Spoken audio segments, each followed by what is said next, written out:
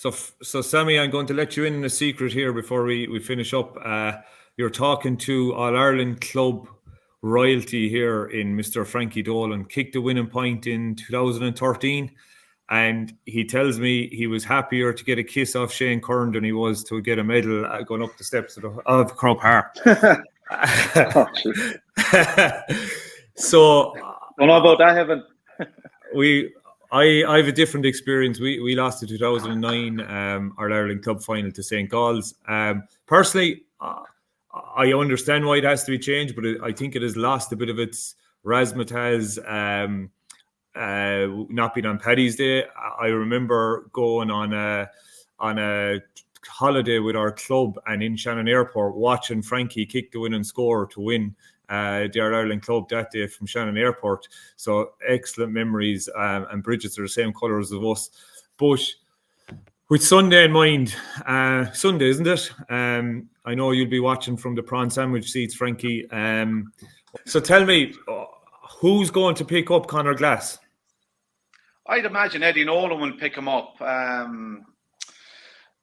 Shane Canan will probably pick up the other guy, but like Conor Glass is probably their main midfielder, their main go-to man, and Eddie would be the main go-to man for St.Brigids around midfield. He played county football as well, so around the middle of the pitch is going to be a massive battle the next day. And I think Bridges have to really improve from their game against Castlehaven.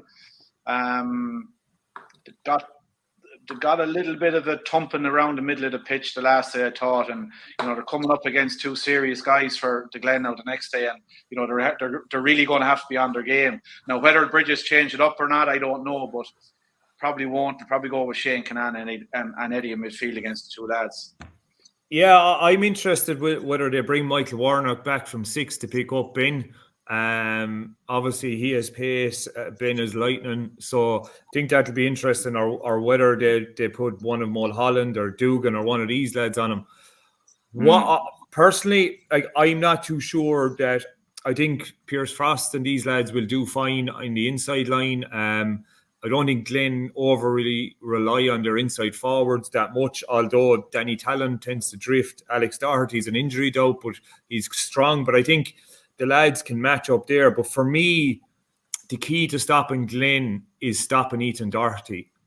Do they bring Stacky out from full back to pick him up?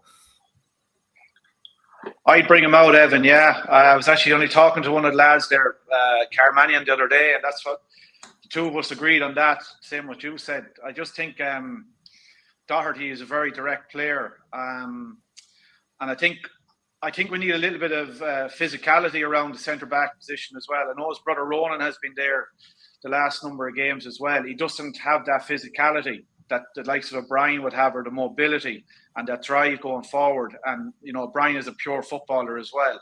So I hope to bring him out from the full back line. Whether to do or not, I don't know.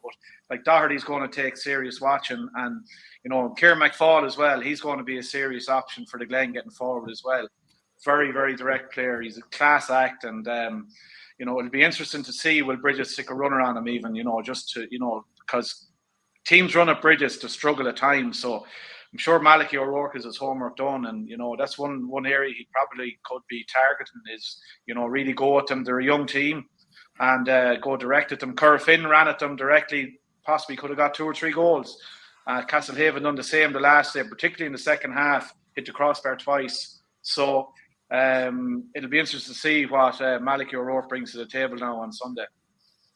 Yeah, and I think to finish up, I think from a coach's perspective, I think Malachy is high profile and he gets a lot of credit. A coach that probably isn't as high profile in Jerome Stack, that probably hasn't got the credit he deserves throughout the country over the last couple of years. He doesn't seek the limelight, he doesn't seek the attention, but anywhere Jerome Stack has gone, he's got results. And everyone, it's very easy to say, I know, he was involved in clubs all over Munster, and he's got results everywhere he's gone. And people will say, sure, Brigids have talent and they've young lads coming through and all this, but this talent has been there for a couple of years, and Brigids couldn't even win the Roscommon Championship. So I think, and as you know, we would train alongside him in Kiltoom, and I think Jerome Stack is a serious operator, and if anyone can come up with a plan like he's done in every game so far, they've changed things up from Corofin to Castlehaven to Boyle in the county final. Jerome Stack is a really, really shrewd operator and not to be underestimated. So while the bookies and I suppose the general perception is that Glen should be strong 5 or 6 point favourites to win that game, I would say Brigids are built for Croke Park in terms of their speed and athleticism. And I think Stack is a very serious operator. I was just saying, Evan, from what I gather, the players have a lot of time for Jerome. The way he trains them, the way he coaches them. I don't know him personally. I just met him after the kind of final on the pitch. And, he was very emotional that day. So I hope he does bring something different to it, Evan. I'd even go to the extent to say Rory Fallon to midfield would be an option maybe on Sunday. He'd be probably more mobile, more direct, more physical than Shane Canaan. And maybe move Shane into the half-forward line and Brian Stack to centre-back. That's two changes I'd make, just positional changes. Paul McGrath into wing-back. I don't think Paul has been going particularly well the last 2 or 3 games. He's an excellent footballer, but he's been played in the half-forward line. But I think he's an exceptional half-back. So if that's just me thinking, if they could maybe change around a bit, I'd be very confident. But if he leaves it the way it was the last day against Castlehaven and probably the Corofin game, there wasn't a lot of difference in the way we played. I think we could be in trouble against the Glen.